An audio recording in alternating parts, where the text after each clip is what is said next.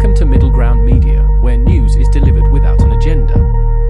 In today's coverage, 1. At least 27 people are reported killed in an attack on Donetsk in Russian-occupied Ukraine. Ukrainian shelling in Donetsk, a Russian-occupied city in eastern Ukraine, reportedly killed at least 27 people and wounded 25 at a market. Denis Pushilin, the local leader, stated that the attack originated from the west. Kiev has not commented, and the claims remain unverified.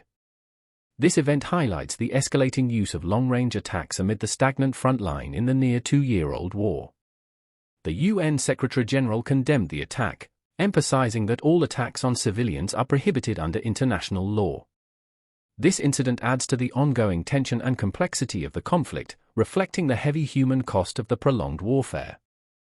2. World's first malaria vaccine program for children starts in Cameroon. Cameroon embarks on a significant public health campaign, being the first to routinely administer a new malaria vaccine to children.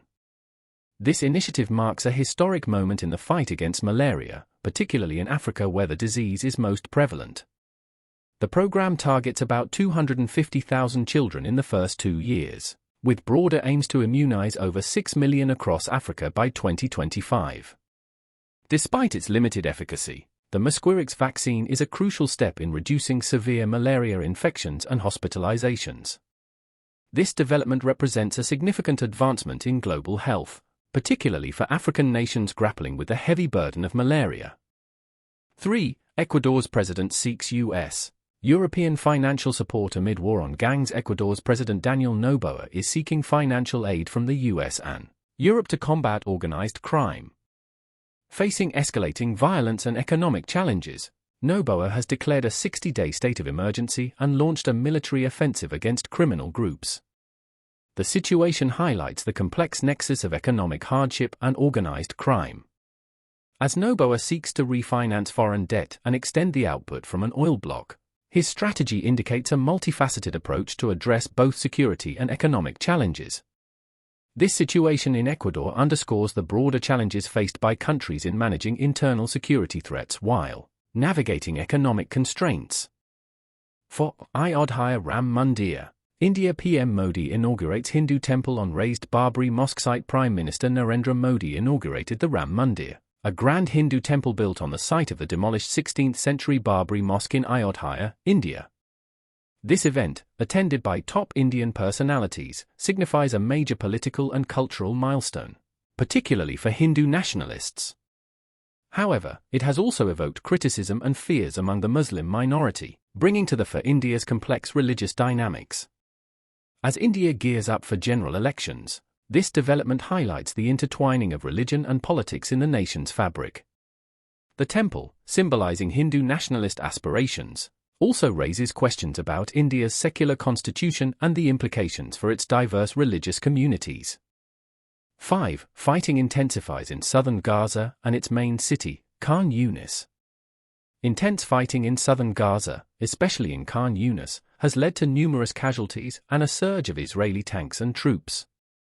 Medical personnel report heavy exchanges of gunfire, with Israeli forces advancing near hospitals. This escalation follows Israel's broader military operations against Hamas in Gaza, reflecting a deepening of the conflict. The situation in Khan Younis, with civilians trapped and medical facilities under threat, underscores the grave humanitarian implications of the conflict. As Israel targets Hamas infrastructure, the impact on the civilian population raises critical concerns about the conduct of warfare and the protection of non-combatants in conflict zones. 6. Remains of 16-year-old victim of Green River killer are identified. In Washington state, authorities have confirmed the identity of the last known set of remains linked to the Green River serial killer as 16-year-old Tammy Lyles. Gary Ridgway, the notorious killer, targeted vulnerable girls and young women in the 1980s and 1990s. This identification brings closure to a long-standing case and underscores the enduring impact of Ridgway's crimes.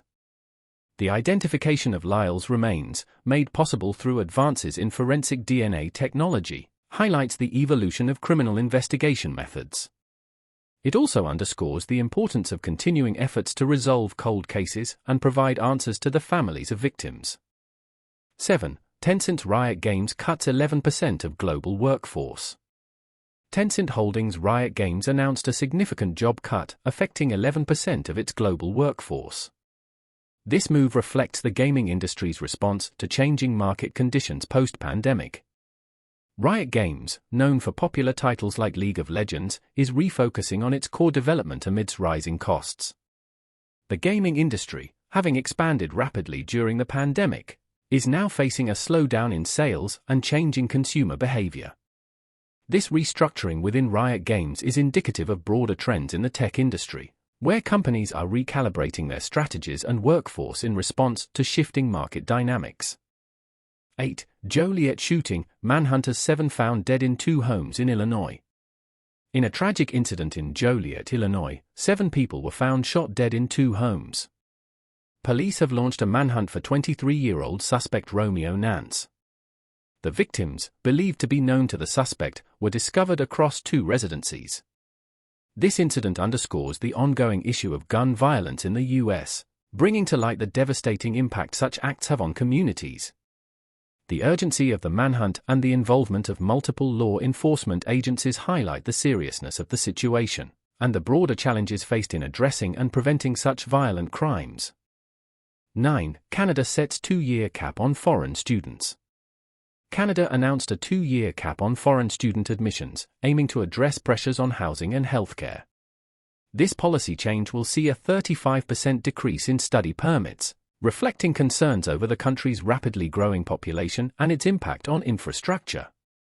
The decision, while aiming to maintain the integrity of the education system, also reflects the challenges posed by a surge in immigration to public resources.